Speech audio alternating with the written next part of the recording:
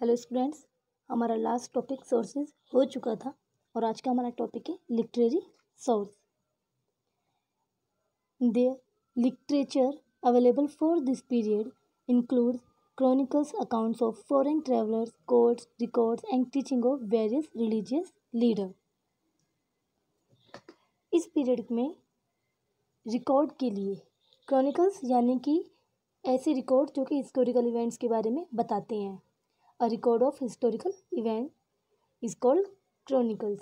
ये फॉरेन जिसमें कि foreign travellers account, court record और अलग अलग रिलीजियस यानी कि धार्मिक लीडर की टीचिंग्स उपलब्ध हैं। Chronicles, the proceeding of the king's court, were meticulously maintained by each ruler. In fact, the royal courts appointed chronicles to document the daily proceeding in the king's court. This kind of documentation is known as chronicle. Minhaj-i-Siraj wrote the Tabaqat-i-Nasiri, which he dedicated to Nasiruddin Muhammad, a king of Delhi Sultanate. The Tabaqat-i-Nasiri gives a first-hand account of the historical event starting from the conquest of Delhi by Muhammad Ghori to 1260 CE. The Tariq-i-Firoz Shahi by Ziauddin Burani give us detail of Firoz Shah Tughlaq's reign.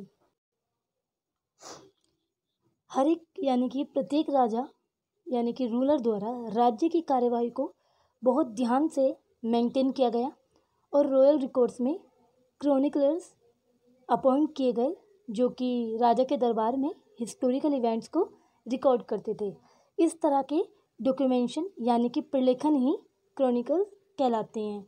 मिन्हाज-i-सिराज ने तबाक़त-i-नसीरी लिखा जो कि नसरुद्दीन मोहम्मद को dedicate किया गया था, जो कि दिल्ली सल्तनत का राजा था।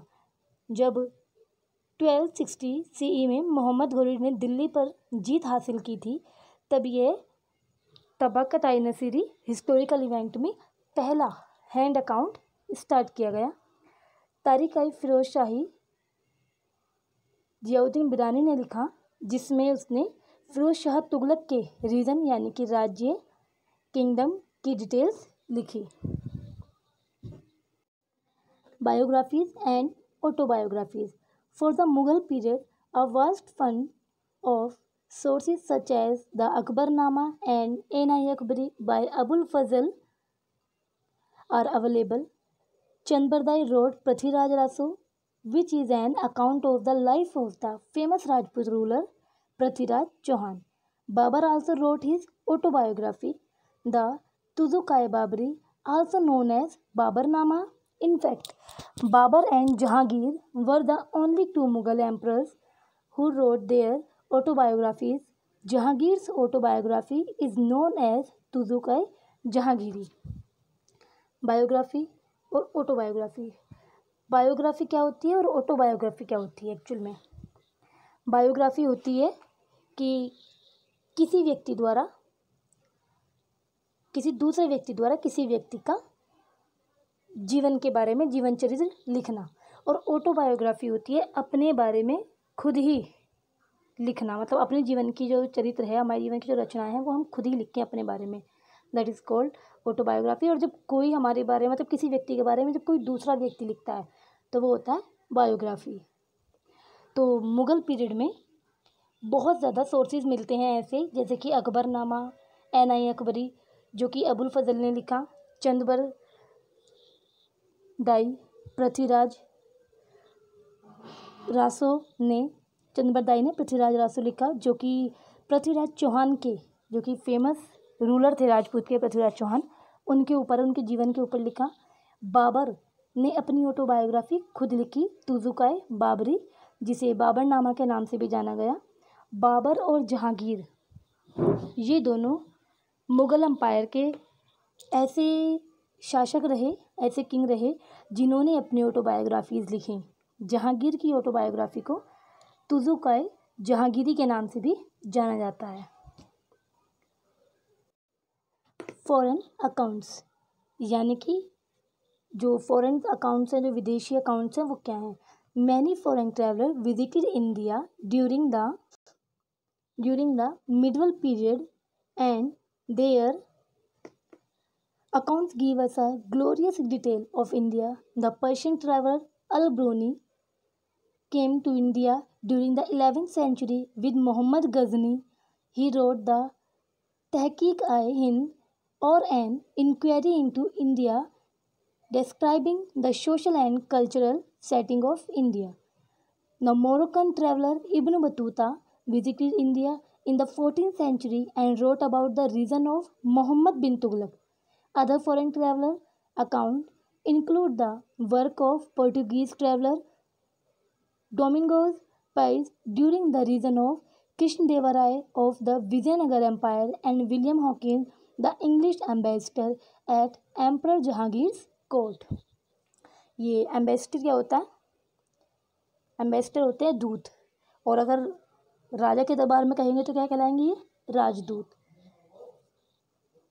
देख लेते हैं इसको। मिडिल पीरियड के दौरान बहुत सारे फॉरेन जो हैं ट्रैवलर्स वो इंडिया में विजिट करने के लिए आए, घूमने के लिए आए, और उनके अकाउंट जो हैं इंडिया के बारे में ग्लोरियस डिटेल देते हैं, यानी कि काफ़ी अच्छी, यशस्वी, जिसे आप कह सकते हैं नोबल डिटेल्स देते हैं। और एक पर्शियन ट्रैवलर अल-बिरूनी, ये भारत में 11वीं सेंचुरी के दौरान आया था मोहम्मद गजनी के साथ, और उसने तहकीक-i-हिंद लिखी जिसमें इसने इंडिया के सोशल और कल्चरल सेटिंग के बारे में लिखा। और दूसरे जो है ये मोरक्कन ट्रैवलर इब्न बतूता, ये इंडिया में 14वीं सेंचुरी के दौरान आए थे, और इन्होंने मोहम्मद बिन तुगलक के रीजन यानी कि राज्य के बारे में लिखा। और दूसरे फॉरेन ट्रैवलर अकाउंट्स भी इसमें, जैसे कि वर्क ऑफ पोर्टुगीज़ ट्रैवलर इसमें इंक्लूड है, जैसे कि पोर्टुगीज़ ट्रैवलर डोमिंगोज पाइस, ये जो है कृष्णदेवराय के दौरान में, जब कृष्णदेवराय का राज्य था उस समय पर ये आए थे विजयनगर एम्पायर में। जो कृष्णदेवराय जो विजयनगर के राजा थे उसके दौरान ये आए थे पोर्टुगीज़ ट्रैवलर। और विलियम हॉकिंस जो कि इंग्लिश एम्बेसडर थे जहांगीर के दरबार में। तो इस तरीके से ये सारे जितने भी ट्रैवलर्स हैं ये हमारे इंडिया के बारे में इन्होंने जो रिकॉर्ड्स हैं उससे पता चलता है इन्होंने इंडिया के बारे में एक ग्लोरियस डिटेल लिखी है। जैसे कि आपने इतने सारे ट्रैवलर के बारे में पढ़ा, इसमें अल-बिरूनी, इब्न बतूता, विलियम हॉकिंस और डोमिंगोज पाइस, इन सब के बारे में ये हमारे फॉरेन ट्रैवलर्स में इंक्लूड हैं। तो अभी आपने लिटरेरी सोर्स पढ़े, लिटरेरी सोर्स जिसके बारे में लिखा हुआ था, जैसे कि आपने क्रॉनिकल्स पढ़े जो कि हिस्टोरिकल इवेंट जहाँ पर रिकॉर्डेड थे, आपने बायोग्राफीज़, ऑटोबायोग्राफीज़ देखे, फॉरेन अकाउंट देखे जो कि मतलब लिटरेरी सोर्स हैं, रिटर्न में हैं। अब हम पढ़ते हैं आर्कियोलॉजिकल सोर्सेज, यानी कि जो पुरातत्व हैं जो किसी चीज़ पर बेस्ड है। जैसे कि देख लेते हैं, the archaeological sources for the medieval period include inscriptions, coins, monuments, sculpture and paintings. अब ये सब चीज़ें क्या हैं इसके बारे में आगे डिटेल से पढ़ लेते हैं। तो शुरुआत करेंगे हम इंस्क्रिप्शन से। ये इंस्क्रिप्शंस क्या है? Inscriptions are piece of information that have been engraved on large rock और metal surface, यानी कि ये जो इंस्क्रिप्शन जिसे आप कह सकते हो एक तरह से शिलालेख या किसी वस्तु पर लिखे हुए शब्द जिसे कह सकते हैं। तो ये जो है ये हमें बताते हैं, इन्फॉर्मेशन देते हैं हमें कि जैसे पत्थरों पे कुछ लिखा होना या किसी धातु पे कुछ लिखा होना, ये वो होते हैं इंस्क्रिप्शन, शिलालेख होते हैं। पहले आगे पढ़ लेते हैं फिर इसको डिटेल में बताते हैं। The study of inscriptions is known as epigraphy. Epigraphy होती है पुरालेख। Inscriptions were issued by the rulers and were kept at places that were accessible to the common people as well. The information on these inscriptions mostly included the achievements of the kings. Inscription also stated royal proclamation, victories in battle, and donations made the religious center or scholars. The Chola inscriptions are a major epigraphical source for the medieval period. There are also writing on many historical monuments such as the Red Fort, Taj Mahal, and other historical buildings that were constructed by the Rajput rulers. चलिए इसको पूरा short में detail में बता देते हैं।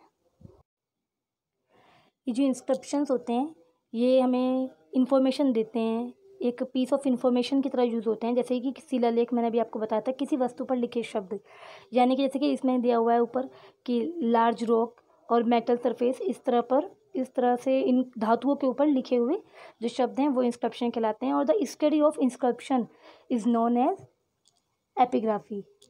जो inscription की जो स्टडी है वो एपिग्राफी यानी कि पुरालेख कहलाती है। जो इंस्क्रिप्शंस हैं राजाओं ने, रूलर्स ने ऐसी इनके द्वारा इशू किए जाते थे, ये रूलर्स के द्वारा, किंग के द्वारा, राजाओं के द्वारा, और ये इसको ऐसी जगह पर रखवाते थे जो कि कॉमन पीपल के लिए, यानी कि जो कि ये कॉमन पीपल के लिए एक्सेसिबल हो सके, यानी कि कॉमन पीपल जो है इसको देख सके। और ये जो इन्फॉर्मेशन है इंस्क्रिप्शन की, इसमें मोस्टली जो राजाओं के अचीवमेंट्स होते थे, इसमें राजाओं के जो अचीवमेंट्स होते थे वो शामिल होते थे, किंग्स के जो अचीवमेंट्स होते थे। और इंस्क्रिप्शन जो है वो रॉयल प्रोक्लेमेशन, यानी कि प्रोक्लेमेशन होता है कि मतलब कोई भी रॉयल घोषणा,